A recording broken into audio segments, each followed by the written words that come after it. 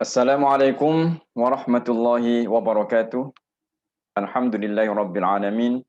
Wassalatu wassalamu ala sayyidina Muhammadin wa ala alihi wa ashabihi ajma'in. Amma ba'd. Sahabat Al-Qur'an yang dimuliakan Allah Subhanahu wa taala. Bergembira sekali saya Fakhrul Razi, anggota Pentasyah Mushaf Al-Qur'an Kementerian Agama dan pemerhati Al-Qur'an cetak. Pada kesempatan kali ini saya ingin melakukan review terhadap beragam mushaf Al-Quran cetak di dunia. Kita akan memulai dengan mushaf yang cukup unik. Tapi sebelum itu, silahkan subscribe dan like pada channel ini. Baik, kali ini saya akan membahas tentang mushaf Maroko. Mushaf yang digunakan di wilayah Maghribi atau benua Afrika Utara, termasuk negara Maroko, Tunisia, Mauritania, Aljazair, dan beberapa negara lain. Dan ini yang di hadapan saya ini adalah Mushaf Maroko. Mushaf yang ditulis dengan bacaan riwayat Warosh. Seperti apa Mushaf Maroko? Mari kita lihat bentuk tulisannya.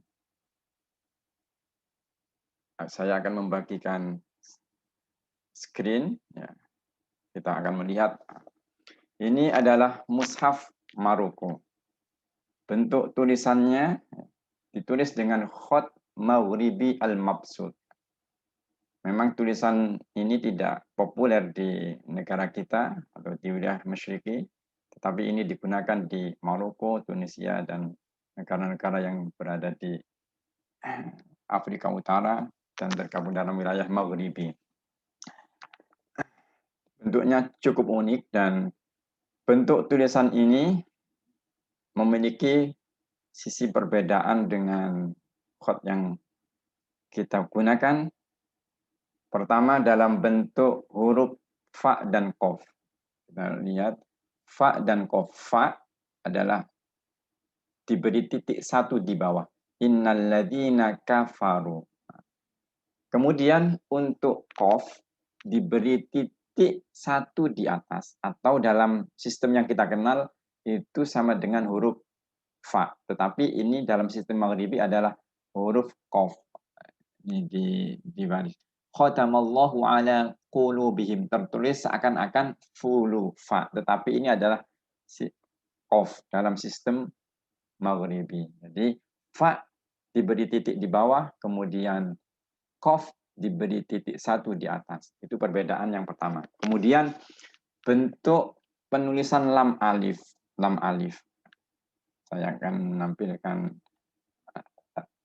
lam alif seperti ini. Lam alif dalam sistem yang kita gunakan di Indonesia atau sistem Masyriki itu biasanya huruf lamnya itu adalah huruf yang ini, lam yang hitam, yang berwarna hitam ini adalah lam. Kemudian alifnya adalah yang kedua. Itu sistem Masyriki.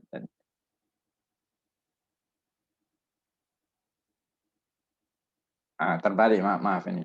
Ini adalah lam, ini sistem Maghribi. Sistem Maghribi, lam adalah yang merah ini ya. Lam adalah yang merah. Kemudian alif adalah yang hitam ini, huruf yang pertama. Jadi istilahnya ini huruf yang pertama, ini huruf yang kedua, ya kan? Huruf pertamanya alif, keduanya lam. Jadi agak dibalik. Sementara dalam sistem yang kita gunakan, lam adalah huruf yang pertama, alif adalah huruf yang kedua. Nanti akan terlihat ketika kita memberi harokat. Ini lam disukun, kemudian hamzahnya di depan. Al-akhiratu. Kalau ini al-akhiratu. Sementara mushaf lainnya, mushaf Madinah misalkan memberikan al-akhiratu. Tapi ini perbedaan huruf lam. Kita akan kembali kepada kemudian jadi berikutnya dalam hal Rosem Utsmani yang diikuti oleh mushaf Maghribi ini, mushaf Maroko ini ialah sistem Rosem Utsmani yang mengikuti riwayat Abu Dawud. Kita lihat cirinya untuk lebih mudah pada halaman ini, absorihim ditulis dengan tanpa alif, wisyawatun ditulis dengan tanpa alif. Itu cirinya untuk mengetahui mana riwayat Abu Dawud atau yang Abu Amr Ad-Dani yang biasa digunakan di Indonesia. Kita bisa melihat cirinya dari bentuk atau penambahan alif atau penghilangan alif. Dalam sistem Abu Dawud, alif banyak dibuang, absorihim wisyawatun. Dalam sistem Abu Amr Ad-Dani sebaliknya, alif banyak ditampilkan. Mushaf Indonesia mengikuti sistem Abu Amr Ad-Dani, sementara mushaf Maroko dan mushaf Madinah mengikuti Abu Dawud. Kemudian yang menarik lagi dari mushaf ini, penulisan nomor ayat. Penulisan nomor ayat menggunakan angka ini angka Latin kalau kita kenal sebelumnya. Ini adalah angka abjad alif ini. Ya, jadi angka Latin lah, kita sebut angka Latin 5, 6, 7, 8. Kalau kita biasanya menggunakan 1, 2 dengan bentuk kod Arab biasanya ya. Itu. Lalu perbedaan lagi dengan mushaf kita biasanya terletak pada penomoran ayat, cara penghitungan ayat. Menghitung ayatnya agak berbeda. Ya. Dalam mushaf Maroko ini mengikuti hitungan al-madani al-akhir. Jumlah ayat Al-Quran menjadi 6.214. Sementara Al-Kufi yang kita ikuti 6.236. Apakah yang jumlahnya sedikit itu mengurangi ayat Al-Quran dan yang banyak menambahkan? Tidak demikian.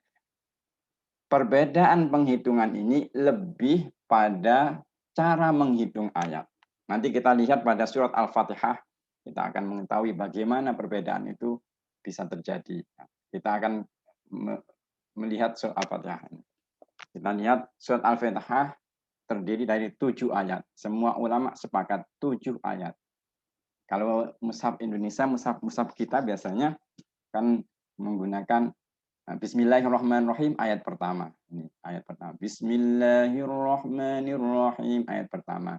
Alhamdulillahirabbil alamin ayat kedua, 3, 4, 5, 6.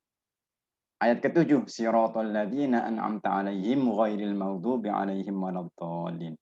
Itu hitungan Al-Kufi. Sementara mushaf Maroko ini mengikuti hitungan Al-Madani Al-Awwal. Jadi Al-Fatihah tetap terdiri dari 7 ayat, tetapi cara menghitungnya yang berbeda. Bismillah bukan termasuk bagian Al-Fatihah, nah, itu ayat tersendiri. Bismillah ini bukan bagian. Jadi Alhamdulillahirabbil alamin ayat pertama, kemudian ayat kedua Ar-Rahmanir-Rahim sama yang kedua ya. Maliki yaumiddin ketiga, iyyaka na'budu keempat, ihdinas siratal kelima, lalu siratal ladzina an'amta 'alaihim ayat ke-6. Ghairil maghdubi 'alaihim waladdallin ayat ke-7. Nah, itu contoh perbedaan cara menghitung ayat di antara para ulama ahli ayat Quran. Dalam kitab disebutkan Al-Faridul Qisan karya Abdul Fattah Abdul Ghani Al-Qadhi menazamkan wal kufi ma'makin ya'uddul basmalah siwahuma ula alaihim uddalah. Al-Kufi dan Al-Makki menghitung basmalah sebagai bagian dari Al-Fatihah menjadi ayat pertama, Bismillahirrahmanirrahim ayat pertama, seperti Quran Indonesia pada umumnya. Kemudian ulama yang lainnya, siwa huma selain Al-Kufi dan Al-Makki, berarti ada Al-Madani, ada Asy-Syami, ada Al-Himsi, beberapa ulama ahlul adi ayat Quran. Selain keduanya, ula alaihim uddalah. Menghitung alaihim yang pertama dalam surah Al-Fatihah, berarti siratal ladzina an'amta alaihim. Ya, yang pertama, karena ada dua, ghairil maghdubi alaihim. Tapi yang pertama dihitung sebagai akhir ayat menjadi ayat ke-6 dan ghairil maghdubi alaihim waladdallin menjadi ayat ke-7. Itu perbedaan dalam menghitung ayat. Nah, berikutnya kita kembali lagi pada mushaf Maroko. Cirinya apa lagi? Nah, cirinya berikutnya ada beberapa huruf selain fa dan kof dan lam alif yang berbeda, ada penulisan huruf yang berbeda lagi, yaitu 4 huruf ketika berada di akhir kalimat. Yungfiku, ya, nun, fa, kof. Maka keempat huruf ini ketika berada di akhir kalimat, akhir kata, itu tidak diberikan titik. Kita lihatnya. La yu'minun, nggak ada titiknya. Karena nunnya berada di akhir kalimat. Nanti setiap nun yang berada di kalimat akhir tidak akan diberi titik. Mayyakulu, nah, ini mana? Mayyakulu, nah, nunnya tidak diberi titik. Jadi terhadap 4 huruf ya, nun, fa, kof ketika berada di akhir kata maka tidak diberikan titik. Mufsidun, amana. Jadi ini bukan kurang titik, tapi sistemnya seperti itu. Itu terkait dengan tulisan. Kemudian kita akan masuk kepada wakof, tanda wakof ini. Sistem wakof yang diikuti oleh mushaf maghribi ialah sistem penandaan wakof al-habti. Al-habti. Al-habti. Saya membahas dalam buku saya ini cukup lengkap tentang tanda wakof. Ini tanda wakaf dalam seluruh mushaf Al-Quran di dunia. Saya bahas dengan lengkap. Silakan dibaca di buku saya menyoal tanda wakaf. Kalau ingin penjelasan lengkap. Tapi saya ingin menjelaskan secara rinci. Ini sistem Al-Habti. Bagaimana sistem Al-Habti?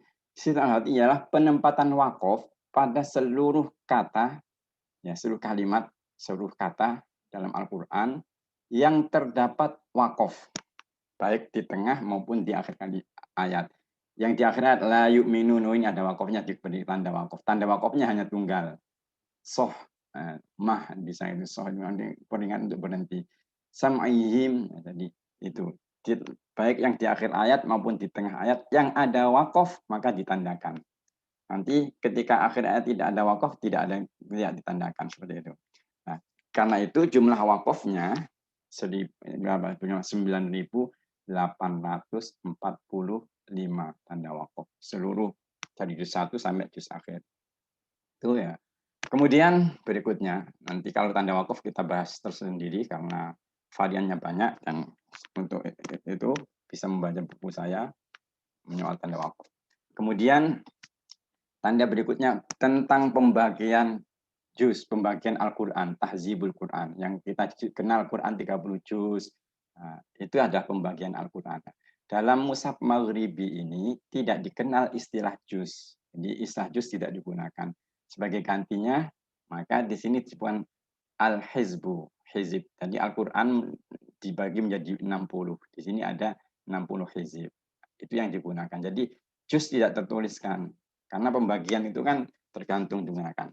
Kalau kita ingin melihat secara rinci apa perbedaan, nah ini juz pembagian Al-Quran ini berapa mushaf di dunia ini. Mushaf Maroko hizib, hizib menjadi 60 bagian.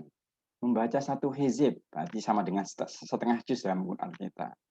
Lalu hizib itu nanti dibagi menjadi 8 bagian. Ada tandanya biasanya di depannya tanda buletan. Itu mushaf Maroko. Nanti mushaf Indonesia pembagian Al-Qur'annya lebih beragam. Ada manzil dibagi menjadi 7 fami bisyauqin, ada 30 juz, ada hizib juga digunakan. Bahkan ada ain ruku ya ada 557. Jadi pembagian Al-Qur'an ini lebih kepada tradisi membaca Al-Qur'an. Jadi ada Al-Qur'an yang tidak menggunakan pembagian yang digunakan Quran lain, itu enggak masalah. Jadi pembagian Al-Quran dalam mushaf Maroko hanya mengenal hizib, ya. Itu terkait dengan itu mungkin secara umum. Nanti secara lebih rinci akan saya bahas dalam kesempatan berikutnya, dan saya akan membahas tidak hanya mushaf luar negeri tapi mushaf Indonesia dari beberapa penerbit.